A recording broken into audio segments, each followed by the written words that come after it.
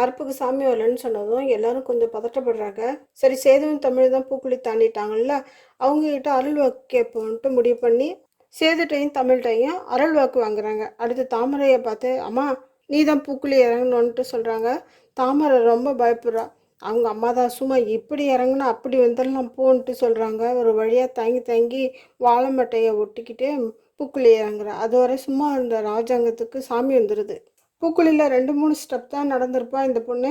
அதுக்குள்ளே சாமி அங்கேயே நின்று சத்தியவாக்க சொல்லுன்ட்டு சொன்னதும், ஐயோ எனக்கு கால் சுடுதுன்ட்டு சொல்கிறா. அதெல்லாம் கிடையாது, அங்கேருந்து சத்தியவாக்க சொல்லுன்ட்டு சாமி சொல்ல, அந்த பிள்ளைக்கு ராஜாங்கம் தெரியல, அவள் கண்ணுக்கு கருப்பு சாமியாக வந்ததா தோணுது. அவள் ரொம்ப பயந்துடுறா.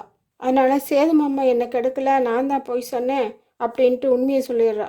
நடந்ததை விரிவாக சொல்லுன்னு சாமி சொன்னதும் கேக்கில் மயக்கம் மருந்து சேது மாமா கொடுத்ததும் மயக்கம் ஆகிட்டாரு. அப்புறம் நீங்களாம் வரும்போது அவர் பக்கத்தில் நான் போய் சும்மா படுத்துக்கிட்டேன். இது நானும் எங்கள் அம்மாவும் நடத்தின நாடகம் தான் அப்படின்னு சொல்லிட்டு நடந்ததை விழாவறிய சொன்னதும் அங்கேருந்து எல்லாரும் தகச்சு போயிடுறாங்க.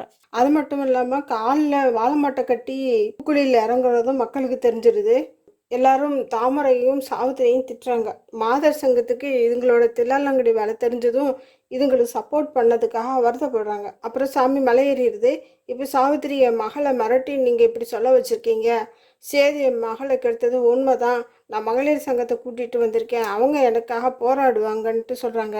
ஏம்மா உங்கள் பொய்யெல்லாம் வெளியில் வந்த பிறகும் நாங்கள் உங்களுக்கு எப்படி உதவி செய்வோம், இனியாவது ஒழுங்காக இருங்கன்ட்டு மகளிர் சங்க தலைவி சொல்கிறாங்க.